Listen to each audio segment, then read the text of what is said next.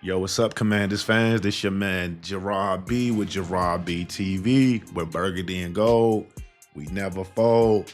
Hey, go ahead and hit that like button and that subscribe button. I got another one for you, hot off the presses. DQ and AP just had their training camp press conference where they talked Von Miller, Terry McLaurin, improvements around Ashburn, uh, Frankie Louvu, JD, uh, the rookie class from last year. They really got into it a little bit. I think this press conference was pretty well done. So let's get into it, man. Let's get right into it. So, they always start off with their opening comments and things of that nature. So they started off talking about the improvements that was done in Ashburn, the training facility, from the fields, the new fields and things of that nature. I know you saw that from JP Finley on X. The new bubble, I think Nikki posted that on X as well. That bubble, pretty nice. It's pretty nice. I can't wait to see what the inside looks like as far as like the multiple fields that they have in there. Uh, they also talked about they upgrade the player workplace, right? With new locker rooms. I know y'all saw that on X. That I wanted to say that got posted as well. The nutrition center, and then they said the new recovery center as well. I saw a hyperbaric chamber, which is pretty interesting. I don't even think our team ever had anything like that. And if we did, it probably was old as dirt. But this one looks crazy and it's well branded, man. It's well branded. Um, but let's get right into it because I know you guys care about what he had to say about Terry McLaurin. They got Von Miller, but we're gonna start with Terry because that he's one of our own, the original Redskin, right? So right off the bat, John Kime, our guy John Kime, check out his podcast. He asked about Terry's contract. AP immediately says he is going to do everything to get a deal done. Then AP sips some of his water. Okay, so that you guys might have glossed right over that in the interview.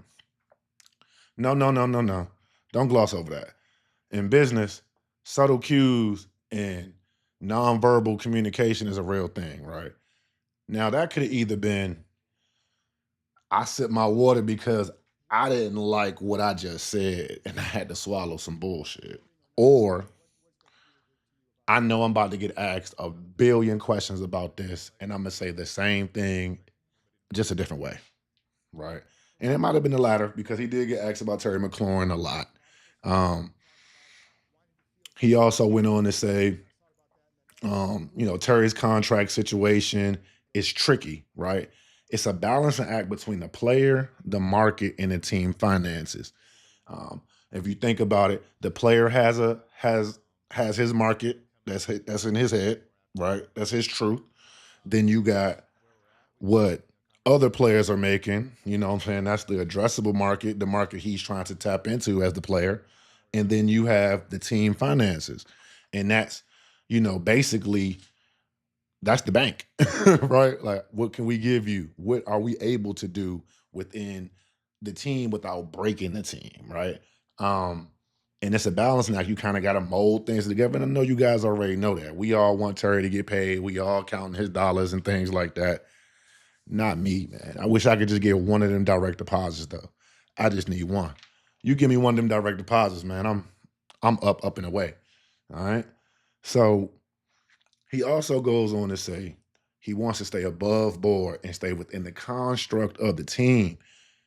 He wants to make Terry's very comfortable though, but wants to stay within the construct of the team. By saying that, you got to think about the long-term ramifications of doing certain deals. You also got to think about the short-term ramifications, right? Because if you pony up too much guaranteed money, you're not as flexible in the coming year if you need to make a move and things like that.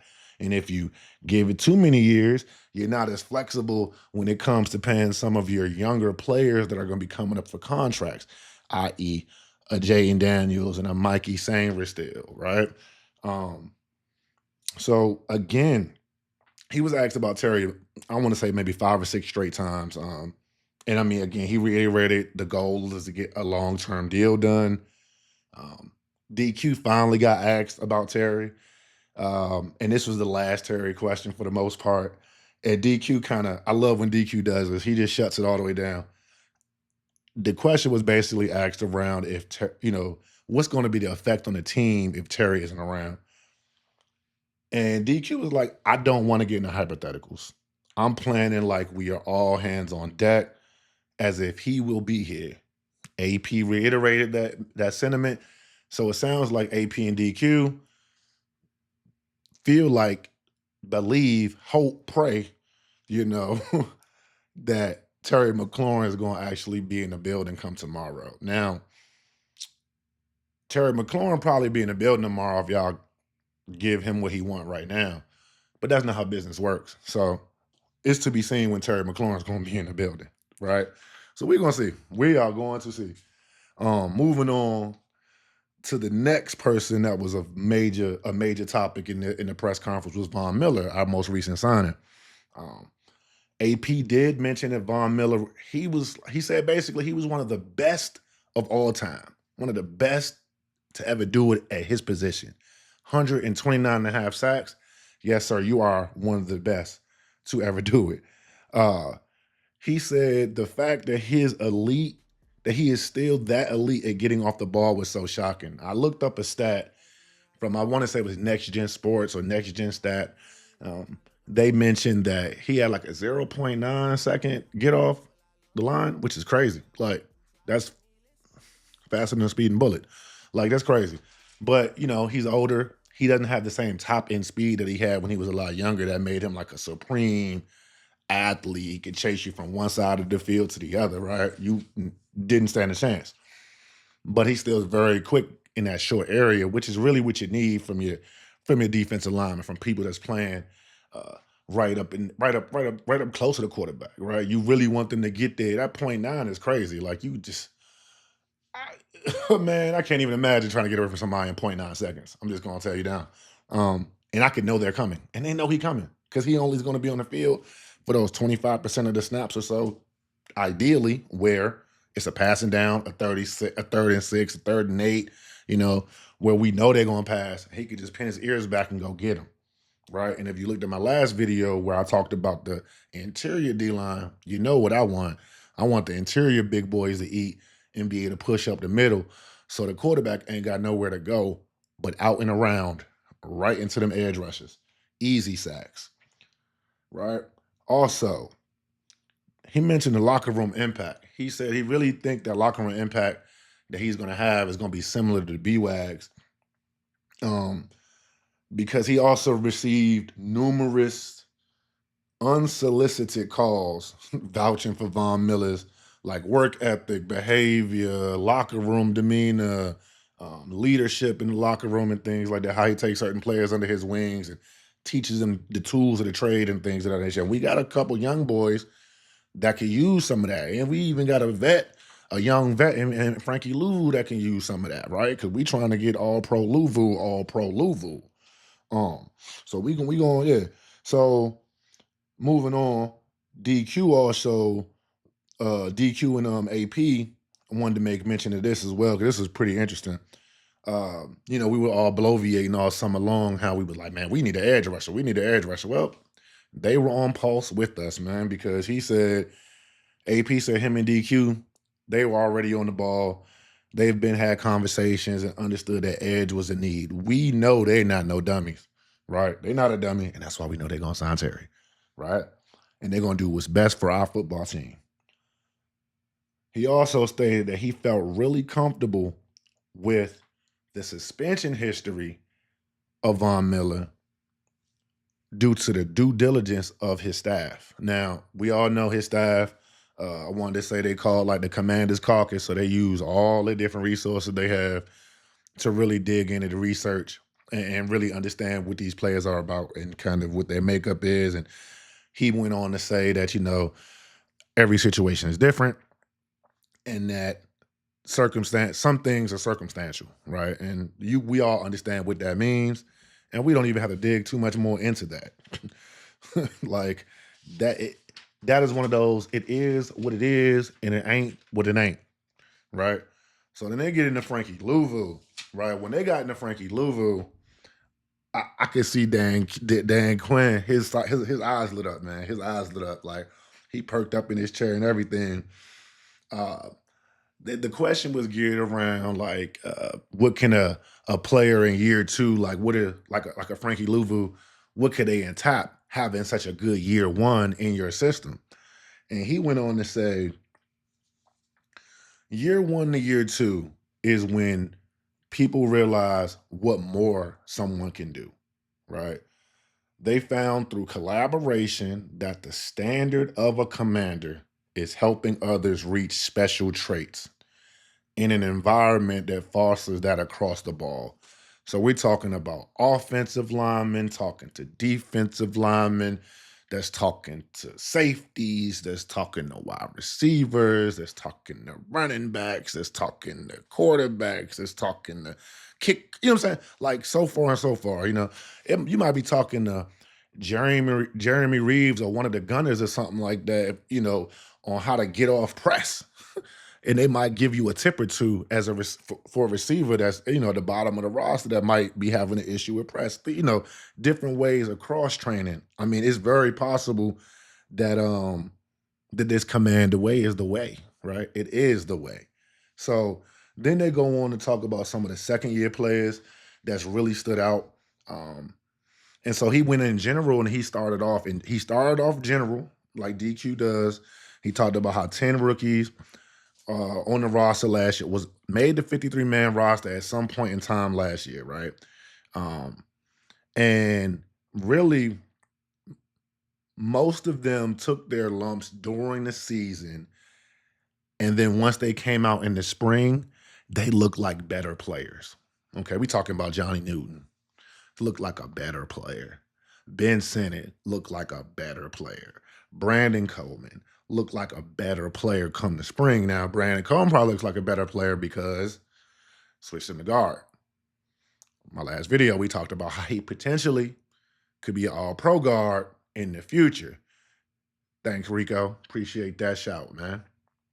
Um, he also shouted out, and I will say shouted out, he emphasized that JD and Mikey, they were different than the other rookies in their class. They got better during the season. They took their lumps during the season and learned from them in season and got better, right? They became a force multiplier upon themselves. That's my favorite word if y'all haven't figured that out. So when they came into the spring, they looked like completely different players than they looked like when they came into the league as rookies, right? They- so we're definitely excited to see what they're gonna look like once we get on the field. Like we're definitely looking to see what that's gonna be like. A upgraded JD and an upgraded Mikey is gonna be crazy. They also got into some of the other second year players. They talked about Ben Sinnott, how he was rehabbing from a shoulder injury, right? Um, and in doing so, he was going so hard at rehabbing that those physical traits that we saw on his college tape started to show out more consistently during the spring, right? I know y'all all seen the little one-handed catch joint that they put it out during the mini camps. The boy was looking hella athletic on that, okay? He was looking hella athletic.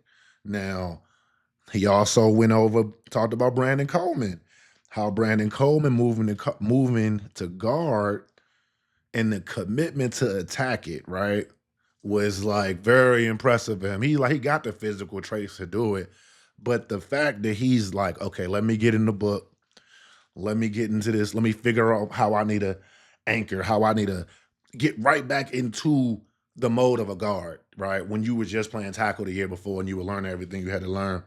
Um, and someone asked another question of Cosme about the community, I mean, of Brandon Coleman about the communication.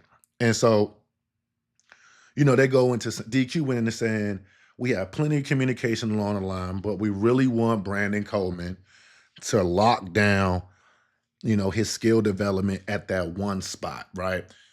Similar to like linebacker, if you're not like that guy, you don't have to wear the green dot, right? And on offensive line, if you haven't learned that, if you haven't mastered your job yet, it's no need for you to be trying to tell everybody else their job, big dog. Do your job first, excel at that, And then in the future, once you've done that repetitiously, yeah, then we can look to have you calling out protections and things like that to protect Lisan Al Gaib. Because yeah, talking about JD, right? Talking about JD. Now let me tell you, man, they love themselves some JD, man. They love themselves some JD, and I think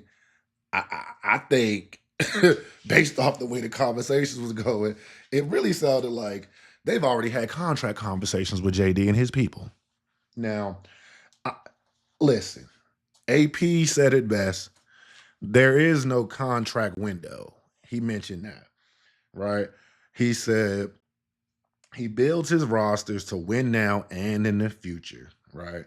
The best team he can build, he gonna build it every year, right? Without mortgage in the future, right?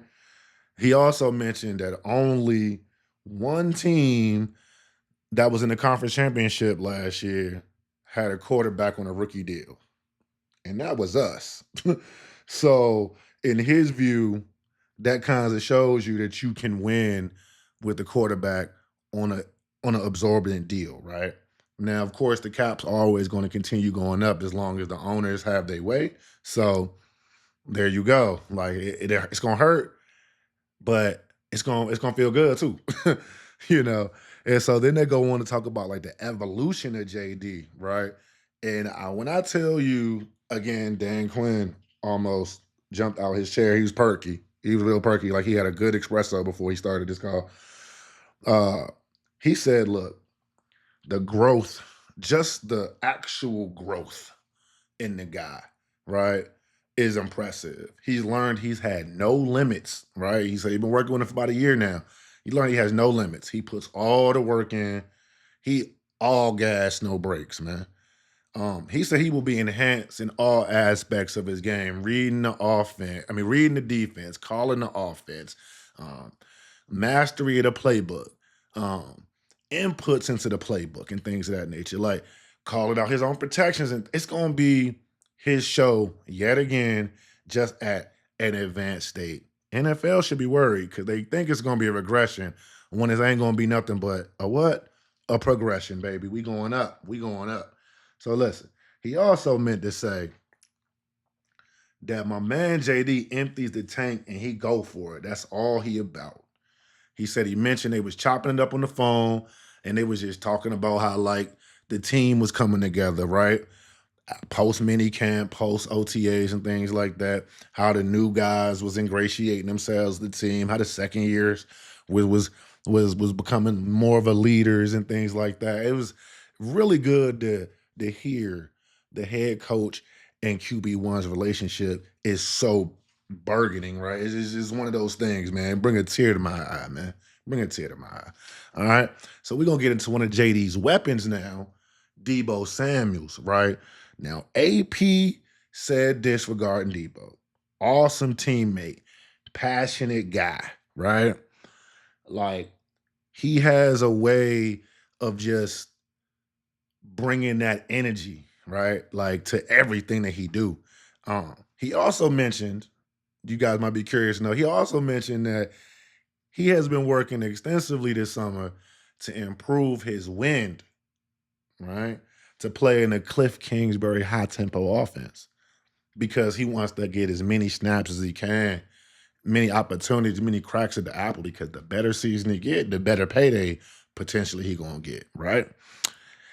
When DQ was asked about, DQ jumped right in. He ain't even get him a chance to ask DQ what he felt. He jumped right in.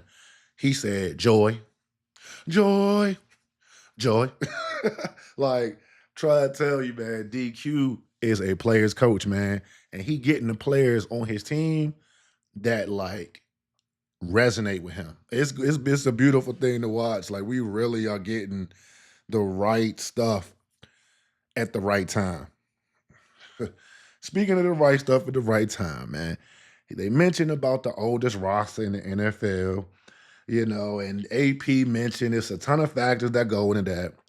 But listen, having players with experience, i.e., a Bobby Wagner and a Zach Ertz, is invaluable.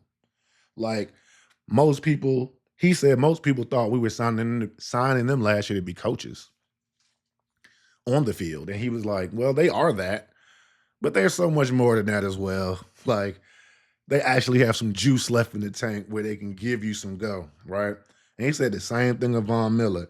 If they can help us win, we are going to look at them to bring them in, man. And that's what winners do. You always looking to improve your roster, right?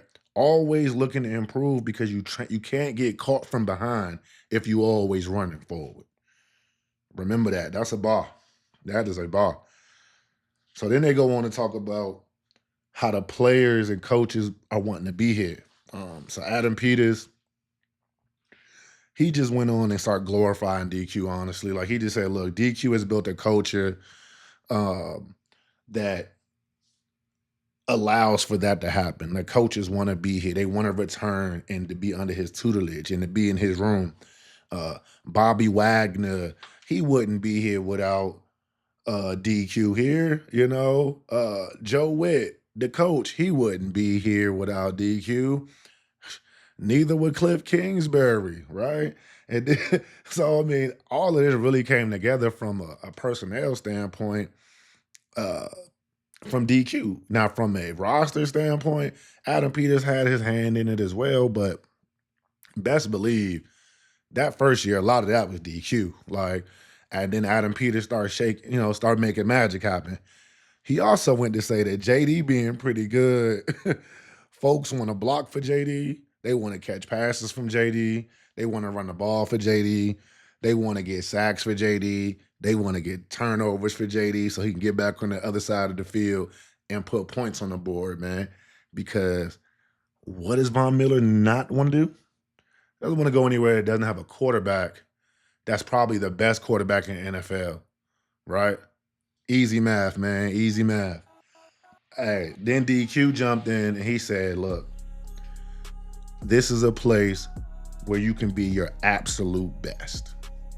That's a lofty goal, but we are going to absolutely go for it. Man, that is absolutely 100% different than how it used to be. My whole life, it has never been a place where you can be your absolute best, man. That is an amazing statement, man. He is really a motivator of men. Like, that motivated me, and I don't even play for the team, right? Like, don't even play for the team. And so, lastly, he gets in the, we gonna touch on camp focus, and then we're gonna get y'all out of here. So, the camp focus is real simple, y'all. He not going 0 to 100. We talked about how we got vet players, older vet players, right? Average age 27 and a half. We got players coming off retirement to play for us. We got players that are coming off injuries from last year as well. So, and this season is important. We want to get off to a good start in this season. We got 2 joint practices, right? And so the joint practices are going to be very physical, right? So you got to slowly ramp your way up to get ready for August 6th against the Patriots joint practice. So we're not going with 0 to 100, right? We're gonna ramp it up slowly for player safety. So he said in like a 3-day span, you're gonna go from helmets to shells to pads, right? We will not skip steps. We will not miss steps. That was a key quote he left right there. And he said what they will be doing for the next few weeks is working on execution and how to sharpen your skills. Focus on getting better at your skill development. Man, that's an amazing word from the coach and the general manager, man. Tell me in the comment section what y'all think. What y'all think about Terry's contract situation? What do you think they said about, how you think they feel about Von Miller? Like, is the role that we projected for him, is it not big enough, or is it just right? Let me know how you feel about some of those second-year players we was talking about. And then let me know if you're going out to Ashburn, and if you are, let me know how the fields look and how everything is going out there. But hey, y'all, hit the like button, the subscribe button. This was fun. This is Gerard B with Gerard B TV. We're burgundy and gold. We never fold. Holla. Let's get it.